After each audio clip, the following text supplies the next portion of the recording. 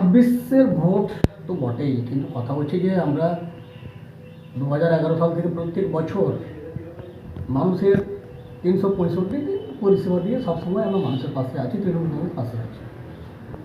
অভিষেক বন্দ্যোপাধ্যায় আমাদের সেনাপতি, মমতা বন্দ্যোপাধ্যায় আমাদের আন্দোলন আদর্শ, তিনি আমাদের সর্বোচ্চ নেত্রী। বিষয়টা হচ্ছে যে মহারাষ্ট্র এবং দিল্লিকে যেভাবে বিজেপি ফেক ফলস নতুন ভোটারকে ঢুকিয়ে দিয়ে হারিয়ে দেওয়া হয়েছে, এটা হারিয়ে দেওয়ার পরে ধরা পড়েছে। 2018, 2019, 2021, 2023, 2024 কোনো ভোটে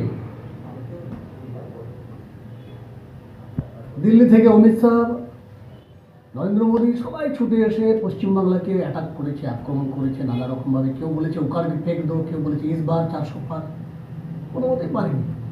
বাংলার ভোটাররা, বাংলার মানুষ বাংলাকে ভালোবেসে, মমতা বন্দ্যোপাধ্যায়কে ভালোবেসে ভোট দিয়েছে। ফলে যখন কোনো নির্বাচনে পারেনি, সে পঞ্চায়েত হোক, বিধানসভা হোক, লোকসভা হোক, এমনকি বিধানসভা উপনির্বাচন হোক, এমনকি এক একটা সমবায় সমিতির নির্বাচন হোক, এখন এরা নতুন কৌশল নিয়েছে।